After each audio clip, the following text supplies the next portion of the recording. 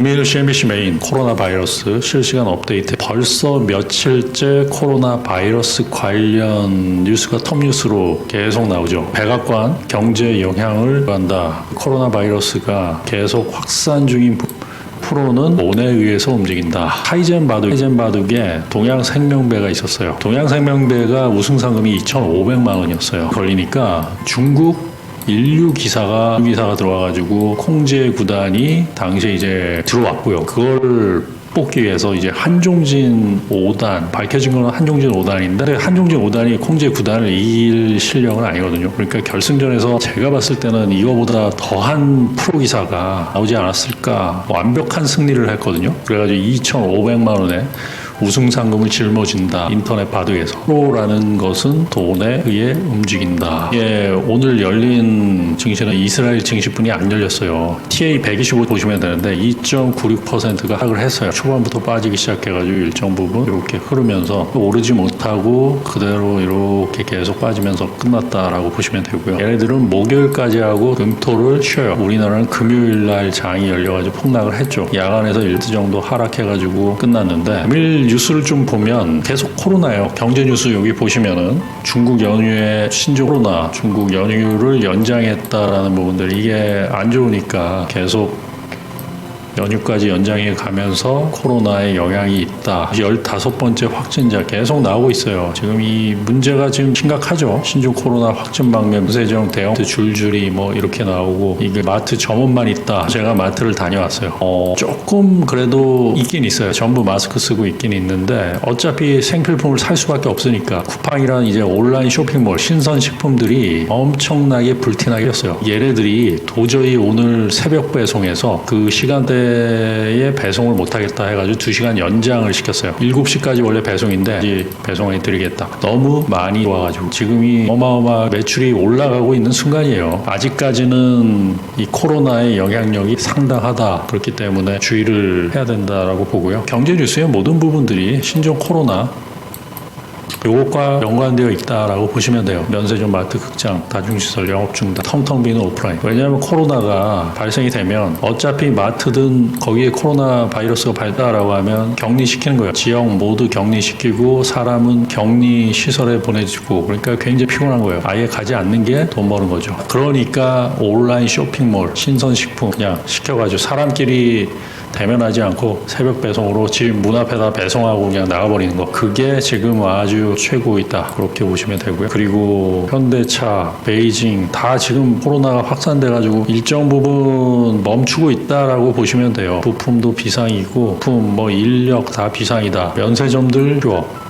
자, 줄줄이 영업 증단. 가장 핵심적인 뉴스다. 코리아 펀드 뭐냐 하면은 한국 펀드죠. 3.38% 빠졌다. 이거는 금요일 우리나라 주간장하고 야간장을 합쳐가지고 나온 부분들이고 좀 많이 빠졌죠. 3.38% 정도 빠졌다. 그 다음에 MSCI 한국 16%가 하락을 했다. 금요일하고 합친 부분들 280이 약간 위협적인 부분이다. 보면 280 무너지면 좀 골치 아프거든요. 안 좋은 부분이다. 지금 이게 200일선인데 미국 같은 경우는 200일선과 50일선과 200일선을 보거든요. 50일선 랩으로 무너지면서 200일선까지 가고 200일선이라는 부분들은 일정 부분 마지노선이라고 볼 수 있어요. 외국계 펀드들이 볼 때는 한국이나 중국을 같이 보고 있어요. 신흥시장으로 동일하게 봐요. 그 동일하게 보는 이유는 뭐냐면 같은 영역이다라고. 일본 같은 경우는 섬나라고 선진지수잖아요. MSCI 선진지수고 우리는 MSCI 이머징 마켓이야. 이렇기 때문에 중국하고 같이 보면서 조금 안 좋게 보는 부분들이죠. 요런 부분이 이렇게 나타나고 있고 홍콩 H지수거든요. 1포인트 정도까지 한번 때릴 거라고 봐요. 근데 어떻게 가느냐. 프로그램 알고리즘이 작동해가지고 치고 올라가면 좋은. 보면 RSI 식으로도 남았것 과매도권이 확실하게 보이지 않을까. 국내를 좀 비슷하게 봐야 돼요. 필라델피아 반도체 지수가 전일 3.55%가 하락을 했죠. 51선이 무너졌어요. 지금까지 버텼던 삼성전자나 내지는 관련주들 선이 무너진다라는 건 추세가 조금 이탈되는 일정 부분 흘러내릴 수 있기 때문에 이 삼성전자로 인해 가지고 지수가 많이 하락할 수도 있지 않을까. 삼성전자가 많이 빠진다라고 하면 원익 홀딩스나 원익 IPS가 버티다 일정 부분 빠질 수 수 있는 부분들이고 SNS 텍 뭐 이러한 부분들 괜찮았는데 이 반도체가 9%가 빠졌죠. 전일 같은 경우 이게 바로 필라델피아 반도체 지수 3%가 급락하니까 대신에 지금 너무 많이 빠져가지고 지금 굉장히 안 좋은 이유가 코스피 신용은 별로 많지 않았거든요. 근데 코스닥 신용은 계속적으로 주식은 국내에서만큼은 공매도와 그 다음에 매수의 싸움이다. 공매도와 매수의 싸움인데 공매도 누권을 가지고 있어요. 그러면 기관과 외국인이 할 수 있다라고 하면 지수가 빠지면 빠질수록 얘네들은 더 즐기는 부분들이 있죠. 굉장한 수익을 계속 누적시켜 나가고 있다. 프랍 트레이더 이건 뭐 외국인과도 연관이 되고요. 또 사모펀드가 있죠. 헤지펀드들 수익을 시켜 나가고 있고 그 다음에 악재들 라임이라든지 알펜루트 전일 만한 악재들 같은 경우가 이런 공매도에 유리한 부분들이죠. 빅스 지수는 이렇게 올랐어요. 공포 지수라고 하는데 20 정도 넘어가면 그때부터 옵션 변동성이 상당하죠. 옛날에 뭐 40, 50 리먼 사태 때 하고 미국 시중 등급 강독 때 50까지 그냥 막 올라가는 부분들 50 정도 넘어간다라고 하면 1층 빌딩에서 투신자 살인자가 할 수 있어요. 코로나 바이러스 톱뉴스에서 이게 사라져야 되는데 계속 나오고 있다라고 그러면 헤지펀드들이 하방 공격하지 않았다. 그런데 우리나라 같은 경우는 지금 펀더멘탈 대비해가지고 워낙 많이 빠진 종목들이 굉장히 많아요. 변동성은 이것만큼 큰 게 없죠. KM이라든지 지금 코로나 관련주들만큼 큰 게 없다. 근데 이것도 문제가 되는 게 뭐냐면 금융감독원이라든지 정부 당국에서 이런 부분들 또 일비일비할 수 있거든요. 여기서 수익난 부분에 대해서 뭐 이익자들에 대한 조사를 하겠다. 뭐 이러면 다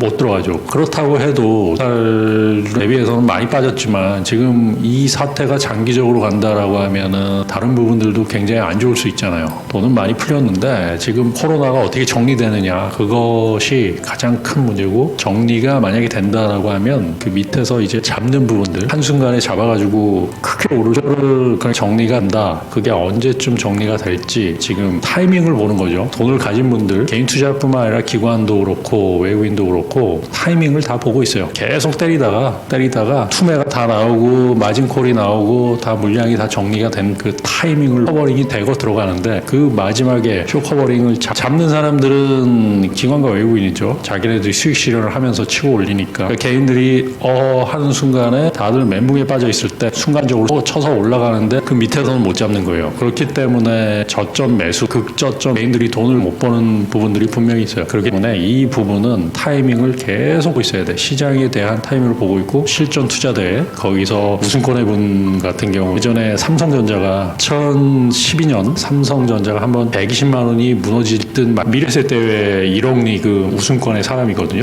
그 사람한테 물어봤어요. 애플이 금일 애플 관련해가지고 굉장히 안 좋은 뉴스가 나왔는데 삼성전자 소송 관련해가지고 그때 뉴스가 나왔는데 이걸 어떻게 보느냐라고 이야기를 했는데 더 이상의 악재가 때린다라고 하면 몰빵 자리죠. 몰빵 자리다. 이거는 10억을 들어갔어요. 그래가지고 들어가서 저도 들어갔죠. 저도 갔는데 1만 원 정도에 맞고 그냥 거기서 오르는데 당일로 한 4% 정도가 올랐어요. 그렇게 해가지고 125만 원 순식간에 수익이 많이 나니까 먹고 튀었는데 그 사람은 거기서 10억을 베팅을 해서 30만 원 돌파하고 35만 원까지 갔어요. 그래가지고 한 10%를 먹었어요. 상당한 수익을 거기서 냈다 할 수 있고요. 그러면서 정상급 최고수는 틀리긴 하구나. 그렇게 해서 먹고 튀는 부분들 한 2박 3일 걸렸던 것 같아요. 그게 바로 최고수들의 부분들. 그러니까 그 타이밍을 잘 보다가 끝까지 보더라고요.